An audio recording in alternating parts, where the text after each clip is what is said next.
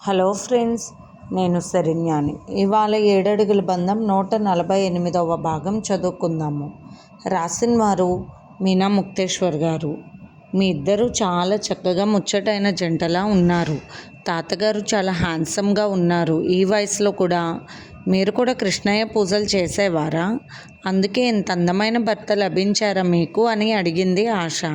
అల్లరి పిల్ల, ఈ వయసులో మా ఇద్దరికి గొడవలు పెట్టడానికి వచ్చావా ఏమిటి? మీ తాతగారు అందంగా ఉన్నారా? నేను బాగోలేదా అంటూ నవ్వుతూ, నువ్వు చాలా అందంగా ఉన్నావు తల్లి, నాకు బాగా నచ్చావంటూ ఆశ బుగ్గ మీద ముద్ద పెట్టుకున్నారు దుర్గమ్మ గారు. ఇక్కడ మీకు అందరికీ ఇంత ప్రేమాభిమానం ఎలా ఉంటాయి? నేను కొత్తగా వచ్చాను కదా అన్నది ఆశ. చక్కటి ప్రశ్న అంటూ దుర్గమ్మ గారు బంధువులు వచ్చినప్పుడు, వారు మన ఆత్మీయులుగా ఉన్నప్పుడు వారి మీద ప్రేమ తెలియకుండానే వస్తుంది. నీ ముచ్చటైన మాటలు బాగా నచ్చాయి, అందుకే ముద్దు పెట్టానంటూ నవ్వింది దుర్గమ్మ. తాతగారు ముద్దు పెట్టుకోవడానికి భయపడుతున్నట్లున్నారు, మీరు ఏదైనా అంటారు అని అంటున్న నవ్వుతున్న ఆశ వైపు చూసి నవ్వేశారు దుర్గమ్మ గారు. ధనుంజయ్ గారు, ఇలా నాకు అనుకూలంగా రా తల్లి, ఒక ముద్దు పెడతానన్నారు నవ్వుతూ. ఆయనకు ఆరోగ్య సమస్యలు ఉన్నాయి, అటువైపు వెళ్ళంటూ దుర్గమ్మ గారు నవ్వుతుంటే ధనుంజయ్ గారు కూడా ఆశకు ముద్దు పెట్టారు. చాలా బాగుంది, కానీ తాతగారి ముద్దే ఇంకా బాగుంది అంటూ దుర్గమ్మ గారి వైపు చూసి డ్యాన్స్ వేసింది ఆశ. ఇదిగో అల్లరి పిల్ల, మా ఆయన్ని ఈ వయసులో నా నుండి విడదీయకంటూ నవ్వింది దుర్గమ్మ గారు. అబ్బా, తాతగారు ఎందుకంత తొందరగా పుట్టేశారు? నా కోసం కొన్నాళ్ళు ఆగి పుట్టాల్సింది. ఇప్పుడు పుట్టినట్లయితే మిమ్మల్ని వదిలేదాన్ని కాదు, ఈ దుర్గమ్మ గారే కాదు, మరో గౌరమ్మ వచ్చినా కూడా వదిలేదాన్ని కాదు అంటున్న ఆశ వైపు చూసి అందరూ నవ్వేశారు. ఆనంద్ గారి దగ్గరకు వచ్చింది ఆశ. అసలైన జంట, సరైన జంట, భలే ఉన్నారు, ఒకరి కోసం ఒకరు పుట్టినట్లు అంటూ వాళ్ళ బాబుని చూసి, అమ్మో వీడేంటి ఇంత అందంగా ఉన్నాడు, ముందే ఎందుకు పుట్టలేదురా నువ్వు, అప్పుడు నిన్నే పెళ్లి చేసుకునేదాన్ని కదా అన్నది ఆశ. ఇదిగో అమ్మాయి, మాట్లాడితే పెళ్ళి అంటున్నావు, ఇక నీకు వేరే పని లేదా అన్నారు ఆనంద్ గారు. మనలో మన మాట, ఈ వయసులో మీకు ఇంత కొడుకున్నాడంటే మీకు కూడా వేరే పని లేదా అని చిన్నగా అన్న ఆశ మాటలకు రాధికా నిలయం నవ్వులతో నిండిపోయింది. అప్పుడే వచ్చిన రవివర్మ, కృష్ణవర్మ విపరీతంగా నవ్వేశారు. అబ్బా, ఇప్పుడు నాకు చెల్లి లాంటి దానివి అని కరెక్ట్గా ఒప్పేసుకుంటున్నానని రవివర్మ నవ్వుతూ ఉన్నారు. మేము అడగలేకపోయిన ప్రశ్న నువ్వు అడిగావా ఆశ, వెరీ గుడ్ అన్నారు రవివర్మ. అయ్యో రామా, ఇంత అల్లరి పిల్ల ఎలా పుట్టావు నువ్వు అంటూ నవ్వుతూ ఉంది ధరణి. నాకు బాగా నచ్చేసింది ఈ అమ్మాయి అంటూ నవ్వింది ధరణి. ఏమిటి ఆ లొట్టపోయిన కన్నువాడు, పగిలిపోయినవాడు, మూతివాడు, బండైన మనిషివాడు వెళ్ళిపోయాడా అంటున్న ఆశ మాటలకు, లేదండి నేను ఇక్కడే ఉన్నానన్నాడు సెల్వ లోపలికి వస్తూ. నాకేం భయం లేదు, నువ్వేమీ అనుకున్నా నాకేమి ఇబ్బంది లేదు అని ఒకవైపుకు తిరిగి నాలుక ఖర్చుకుంది ఆశ. భలే మాట్లాడావంటూ థమ్సప్ గుర్తు చూపించింది శ్రావణి. ఆశ కూడా నవ్వుతూ డ్యాన్స్ వేసింది. ఇలా దెబ్బలు తగిలినప్పుడు ఇటువంటి డ్యాన్స్ చూస్తే మీ ఆరోగ్యానికి మంచిదనుకుంటా సెల్వ గారు అంటూ నవ్వింది ఆశ. అక్క ఏమీ అనుకోవద్దు, కృష్ణవర్మ గారితో ఒక స్టెప్ వేస్తాను, ఆ తర్వాత రవివర్మ గారితో ఇంకో స్టెప్ వేస్తానంటూ అడిగింది ఆశ. స్టెప్పులు వేసే ఖాళీ లేదమ్మా, అక్కడ పోలీస్ గారు బయట ఉన్నారు, మమ్మీతో మాట్లాడుతున్నారు, అక్కడికి వెళ్ళి వెయ్యి నీ డ్యాన్స్ అన్నాడు రవివర్మ నవ్వుతూ. అంతే, రాధికా నిలయం అంతా కూడా నవ్వులమయంగా మారిపోయింది. రాధికా నిలయంలో భరద్వాజ గారు, రవివర్మ, కృష్ణవర్మ, ఆనంద్ గారు కూర్చుని ఉన్నారు. ధరణి కూడా అక్కడే దూరంగా కూర్చుని ఉంది. సెల్వరాజ్ మాట్లాడుతూ, తప్పు చేశానని ఒప్పుకుంటున్నాను, మరి ఎప్పుడు ఈ తప్పు చేయబోయేను. కృష్ణ, నువ్వు నా ఫ్రెండ్వే కదా అన్నాడు సెల్వరాజ్. అందుకే కదా ఇద్దరం మర్చిపోకుండా బాక్సింగ్ చేశామంటున్నాడు కృష్ణవర్మ. కృష్ణ, నువ్వు వీక్ అయిపోయావు అనుకున్నాను, కానీ బాక్సింగ్లో నీ దెబ్బ ఏమాత్రం రుచి తగ్గలేదు. నాకు అదే దెబ్బ, అదే మూతి వాపుడు, పెదాలు చెట్లి రక్తం కూడా వచ్చింది. ఇంకేం కావాలి? నన్ను వదిలేయి, దేవుడి దయ వల్ల నీకే మాత్రం హాని జరగలేదు కదా, ఈ ఒక్కసారి నా విషయంలో వదిలే అన్నాడు సెల్వరాజ్. సెల్వ మాట్లాడుతూ ఉండగానే ఒక పక్క ముఖం పగిలింది. ఏమిటి అని అందరూ అటు చూడగానే ఆశ బాక్సింగ్ గ్లౌజులు వేసుకుని, ఇలాగానే బావా చేయాల్సింది బాక్సింగ్, హా అంటూ సెల్వ ముఖం మీద 2-3 సార్లు బాధింది. నవ్వుతూ ఫైటింగ్ చేస్తున్నట్లు నటిస్తూ ఆశ. బాగా నవ్వొచ్చింది రవివర్మకు.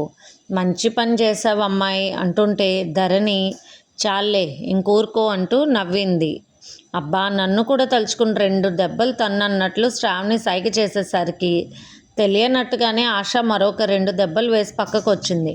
ఇంకా ఎవరెవరితో కొట్టించాలనుకుంటున్నారో త్వరగా కానివ్వండి, ఎందుకు మీకంటూ ఒక లెక్క ఉంటుందిగా అన్నాడు సెల్వరాజు ఒక రకంగా మొహం పెట్టుకుని. ఇంతలో ఫోన్ రింగ్ అయింది. సెల్వరాజు అక్కడ వాష్రూమ్లో ముఖం కాళ్ళు చేతులు కడుక్కోవడానికి వెళ్ళాడు. కృష్ణవర్మ ఫోన్ చేశాడు. ఒరేయ్ నీ జాతకం ఏమిటో కానీ కావాలనుకున్న సంబంధం వాళ్ళు కూడా వద్దు అని కబురు చేశారు. ఎవరితో పెట్టుకున్నావో ఏంటో మీ మీద పోలీస్ కేసులున్నాయి, మీతో మాకు సంబంధం వద్దని తేల్చి చెప్పేశారు. మాట్లాడుతుంది ఎవరు అని తెలుసుకోకుండా శుభ్రంగా మాట్లాడేశారు సెల్వా వాళ్ళ నాన్నగారు. పైగా సెల్వరాజ్ని తిడుతూ కృష్ణవర్మకి నవ్వొచ్చింది. ఇంతలో సెల్వరాజ్ రావడంతో ఫోన్ ఇచ్చాడు.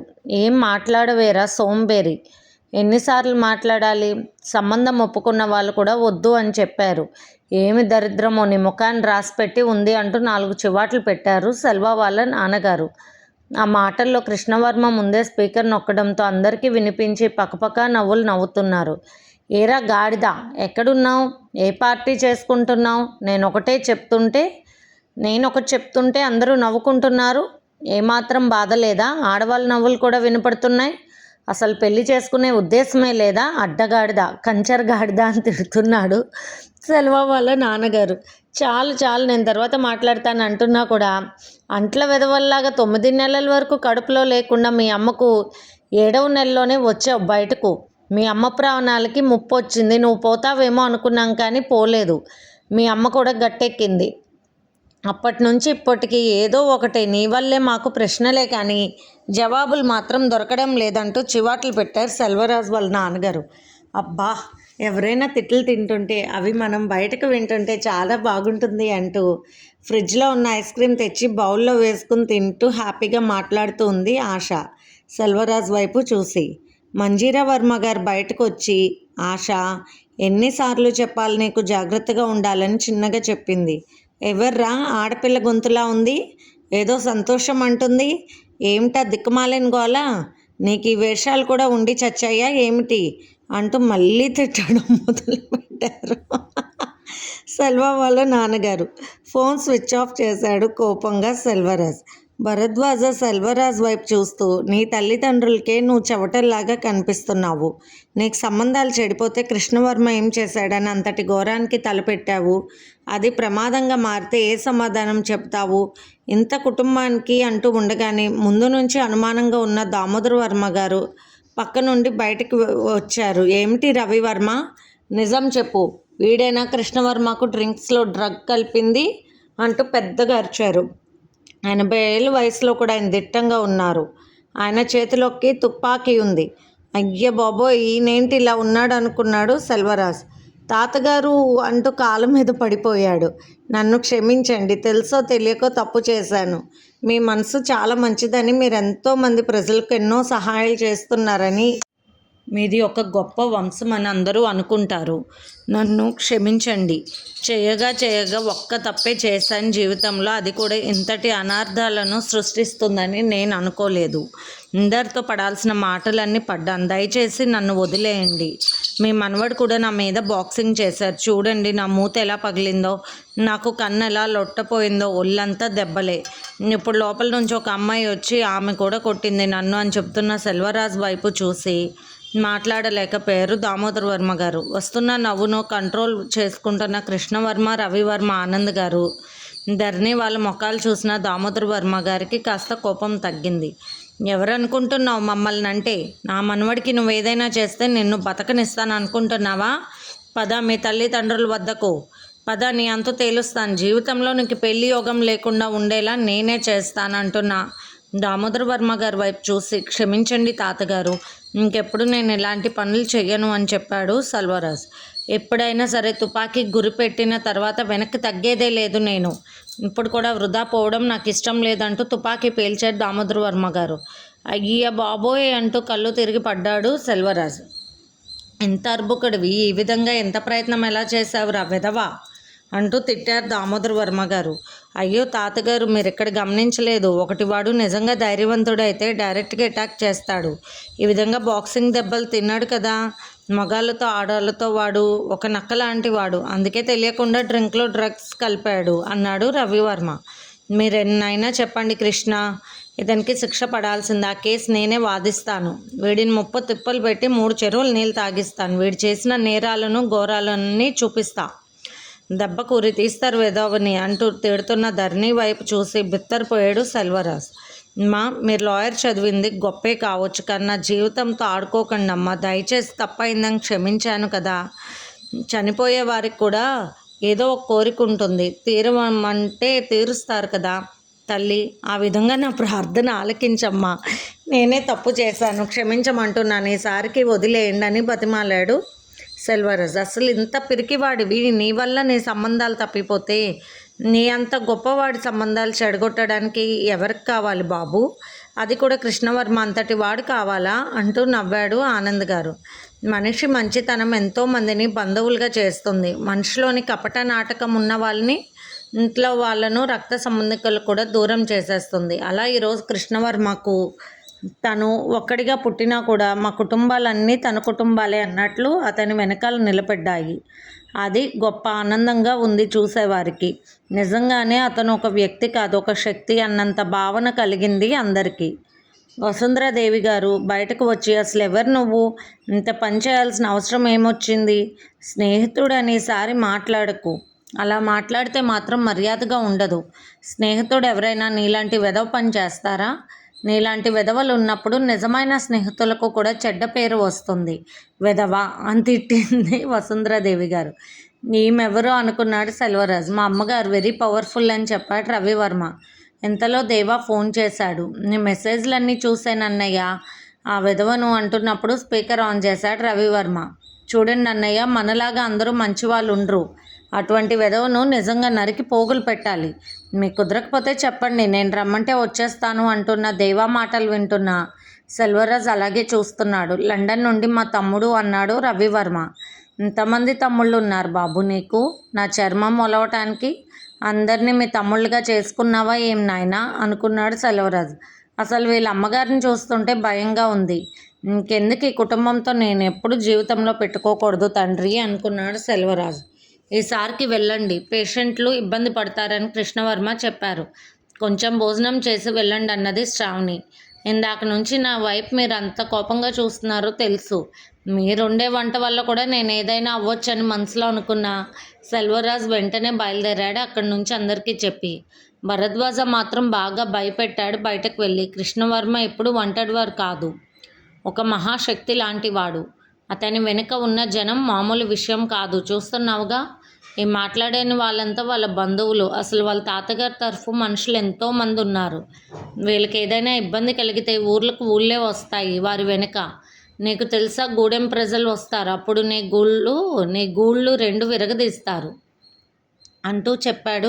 భయపెట్టాడు భరద్వాజ. మాటలు వింటున్న కృష్ణవర్మ, రవివర్మ కుటుంబ సభ్యులందరూ కూడా నవ్వుతూ ఉన్నారు. వెంటనే ట్యాక్సీ ఎక్కేసి ఎయిర్పోర్ట్కి వెళ్ళిపోయాడు సెల్వరాజ్. రవివర్మ, కృష్ణవర్మ, ఆనంద్ గారు, భరద్వాజ గారు, వసుంధరాదేవి, దుర్గమ్మ గారు, ధనుంజయ గారు, దామోదర్ వర్మ గారు, మంజీరా వర్మ, సుప్రసాద్, ధరణి, శ్రావణి, ఆశ అందరూ కూర్చుని ఉన్నారు.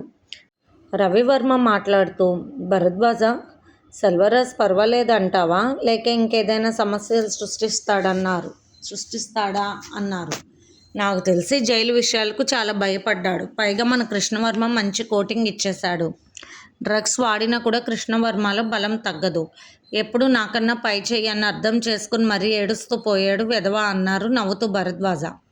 శ్రావణి, ధరణి అలాగే చూస్తూ ఉన్నారు. నాకు అలాగే అనిపించింది, చచ్చిన పాములా కనిపించాడు నాకన్నది ధరణి. ఎస్ మేడం, మీ అభిప్రాయం కరెక్టే అన్నారు భరద్వాజ. ఏమో, నాకు వానపాములాగా కూడా కనిపించలేదు వాడన్నది నవ్వుతో ఆశ. అందరూ నవ్వుతూ ఉన్నారు. మంజీరా వర్మ తప్పలా మాట్లాడకూడదన్నారు. ఆశ పైకి లేచి, బావా భలే వాయించేశాడు, నాకు అప్పుడు ఒక పాట పాడాలనిపించింది అన్నది నవ్వుతూ. ఏం పాట పాడతావు ఆశ అన్నారు రవివర్మ నవ్వుతూ. బావా బావా బంతి పువ్వా బండెక్కేవా లాగించవా అంటూ పాట పాడుతూ ఉంటే ధరణి ఆశ వెనక ఒకటి చర్చింది నవ్వుతూ. అయ్యో, ఏమి పాటలవి? ఎవరో ఒకరు ఉన్నారన్న భయం కూడా లేదా నీకు? అందరూ ఇలా కూర్చుంటే ఏమిటా గోల అన్నది మంజీరావర్మ కూతురు వైపు కోపంగా చూస్తూ. తప్పేముంది, బావా బావా అని పాట ఏముంది అనుకుంటే అదే గుర్తొచ్చింది, పాడాను, డ్యాన్స్ వేశాను అంతేగా అన్నది ఆశ కోపంగా. అది తప్పే ఆశ అన్నది తల కొట్టుకుంటూ శ్రావణి. ఏమోనమ్మా, నాకేమీ తెలియదు, ఇది చేసినా తప్పే అంటున్నారు. ఇంకేం చెయ్యాలి? నాకు తెలిసిన పనులు చేస్తుంటే అన్నీ తప్పులే అంటున్నారు. పోనీ తెలియనివి ఏమైనా చెబుతారంటే చిన్నపిల్లవి అంటున్నారు ఎలా అన్నది ఆశ. ఏడ్చినట్లుంది అన్నది సుప్రజ నవ్వుతూ చిన్నగా ధరణికి చెబుతూ. ఏమిటి పిన్ని అన్నది ధరణి. ఏమీ లేదు బాబు, ఈ వయసు వరకు ఎందుకు పుట్టలేదు మీకు అని అడిగింది. చిన్నపిల్లవి అటువంటివి అడగకూడదు అన్నాను, అందుకే అలా చెప్తుంది అన్నది సుప్రజ నవ్వుతూ. అయ్యో రామా అన్నది ధరణి. ఇదిగో ధరణి, ఆశకి ఎలా ఉండాలో ఎలా ఉండకూడదో చెప్పు, నీ బాధ్యత కదూ. మరి నా ఆడబొడుచు అనుకున్నాను ఆ అమ్మాయిని, అందుకే నీకు బాధ్యత అప్పగిస్తున్నాను అన్నాడు రవివర్మ. భరద్వాజ నవ్వుతూ ఉన్నాడు ఆశ వైపు చూసి. ఏమిట్రా, నీకు త్వరగా నవ్వు రాదు? ఆశని చూస్తే నవ్వొచ్చిందా అన్నాడు రవివర్మ. చాలా చిత్రంగా అనిపిస్తుంది. నిజంగా మా జీవితంలో ఎప్పుడూ సీరియస్, ఎప్పుడో ఏదో ఒక అడ్వెంచర్, అంతేకాని ఇలా సరదాగా ఉండే సందర్భాలు చాలా తక్కువ. వచ్చినప్పటి నుండి చూస్తున్నాను. ఈ అమ్మాయి ప్రవర్తన భలే నవ్వొస్తుందంటూ మళ్ళీ నవ్వాడు భరద్వాజ. మీకు నేను నచ్చానా? చూసారా ఇంత అందంగా ఉన్నాను? నన్ను మరొక పెళ్లి చేసుకోమంటే ఎవ్వరూ ఒప్పుకోవడం లేదు. ఒక్క పెళ్లి చేసుకుంటే చాలు అంటున్నారు. ఇదెక్కడ రూల్? అమెరికాలో చూస్తే ఒకరికి ఎంతోమంది భార్యలు భర్తలు ఉన్నారు. అందుకే అడిగానన్నది ఆశ. అక్కడ సాంప్రదాయాలు మనకొద్దు ఆశ. ఇక్కడ కూడా కొంతమంది అలాంటి వాళ్ళు లేకపోలేదు. బుద్ధుంటే అలా చెయ్యరు. 7 అడుగుల బంధానికి ఉన్న విలువలు నువ్వు తెలుసుకోవాలి పిచ్చి తల్లి అన్నారు దుర్గమ్మ గారు. ఈ 7 అడుగుల బంధానికి ఉన్న విలువల అవేంటి అన్నది ఆశ. అవి తెలియాలంటే నువ్వు నేను చెప్పినట్లు వినాలి అన్నది శ్రావణి. మంజీరావర్మ మాట్లాడుతూ అసలు ఏ పద్ధతులు తెలియకుండా పెరిగింది. తనే కాదు, నాకు తెలియదు అమ్మ అంటూ దుర్గమ్మ గారితో మాట్లాడింది మంజీరావర్మ. నిజంగా పిల్లల్ని పెంచేటప్పుడు పెద్దలు కొన్ని విషయాలు నేర్పలేకపోతారు. గారాబం అంటారు కొందరు, చదువులు చాలా అంటారు మరికొందరు, ఇంకొందరు సంపాదించడం నేర్చుకుంటే చాలు అంటారు. కానీ ఇవన్నీ ఉన్నా కూడా పద్ధతులు అంటూ తెలియకపోతే ఏ బంధానికి విలువలు తెలియవు. అందుకే ఆడపిల్లలు కానీ మగపిల్లలు కానీ పద్ధతులు తెలుసుకుంటూ పెరగాలి. మన బిడ్డలను పెంచుకుంటున్నప్పుడు అన్ని పద్ధతులు తెలియచేస్తూ జాగ్రత్తగా పెంచాలి అన్నారు దుర్గమ్మ గారు. అవును అన్నది ధరణి. ఆశ్చర్యంగా చూసింది ఆశ. సరే రవి, నేను వెళ్ళొస్తాను, నాకు పని ఉంది అంటూ లేచారు భరద్వాజ. సమస్య లేదు, సెల్వరాజ్ దగ్గర నుంచి మీకు ఏ సమస్య రాదు. వాడు భయపడి చేస్తూ ఉంటాడు. ఎప్పుడు ఏ సమస్య వస్తుందో అని. వాడికి కుదిరిన సంబంధం కూడా చెడిపోయిందంట, అంది వాడి కర్మ అంటూ బయటికి వెళ్ళారు భరద్వాజ రవివర్మతో ఒక విషయం చెప్పారు. మంచి విషయమే కానీ కొన్నాళ్ళు ఆగడం మంచిది కదూ అన్నాడు రవివర్మ. అవును, కొన్నాళ్ళు ఆగడం మాకు మంచిది అన్నాడు భరద్వాజ నవ్వుతూ. ఆశ ఇలా రా అన్నాడు రవివర్మ. ఆశ పరుగున వెళ్ళి రవివర్మ గారిని అతుక్కుని కూర్చుంది. చూడమ్మా, కొంచెం దూరంగా కూర్చోవాలి, ఇలా కూర్చోకూడదు అన్నారు రవివర్మ. ఎవరైనా తెలియని వారు ఇతరులు అయితే అలా కూర్చోకూడదు అన్నది అమ్మ. నేను అలాగే జాగ్రత్తగా ఉన్నాను. ఇప్పుడు మీరంతా నాకు తెలుసు, మీరు అంతా మంచివాళ్ళు, పైగా మా కుటుంబ సభ్యులని అమ్మ చెప్పింది, అందుకే కూర్చున్నాను అన్నది ఆశ. కూర్చోవచ్చు అని ఒడిలో కూర్చుంటారా ఏమిటన్నది నవ్వుతూ ధరణి. చూడు, ధరణికి కోపం వచ్చింది. తర్వాత లోపలికి వెళ్ళాక నా పని ఖాళీ అన్నాడు రవివర్మ. అందరూ నవ్వుతూ ఉన్నారు. ఆశ కూడా నవ్వేసింది. ఓహో, మీ భార్య కాబట్టి మీ పక్కన నేను కూర్చుంటే తనకి కోపం వచ్చింది అంతేగా అన్నది ఆశ. అయ్యో ఆశ, నువ్వు కూర్చుంటే నాకు కోపం రాలేదు, కానీ అలా కూర్చోకూడదు అన్నది ధరణి నవ్వుతూ. పాపయ్య భలే అందంగా ఉంది అన్నది ఆశ. పాపయ్య అంత అందంగా పుట్టింది, అచ్చు వాళ్ళ నాన్నలాగా.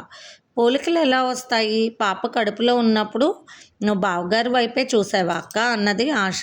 లేదు, దేవుడి వైపు చూసింది, అందుకే అలా పుట్టిందన్నాడు నవ్వుతూ రవివర్మ. అబ్బా, మీరు దేవుడు అనమాట అయితే అని మనసులో అనుకుని నవ్వుకుంది ధరణి. ఎప్పుడు ఎవరి ముందు ఎలా మాట్లాడాలో తెలుసుకోవాలి, అలా అందరి ముందు కొన్ని విషయాలు మాట్లాడకూడదంటూ నవ్వింది వసుంధరాదేవి గారు. అబ్బా, మరి ఏం అడగాలి, ఏం తెలుసుకోవాలంటారు, అడిగితేనేమో తప్పు అంటారు. ఏమిటో మీరంతా అంటూ దామోదర వర్మ గారి దగ్గర కూర్చుంది వెళ్ళి ఆశ.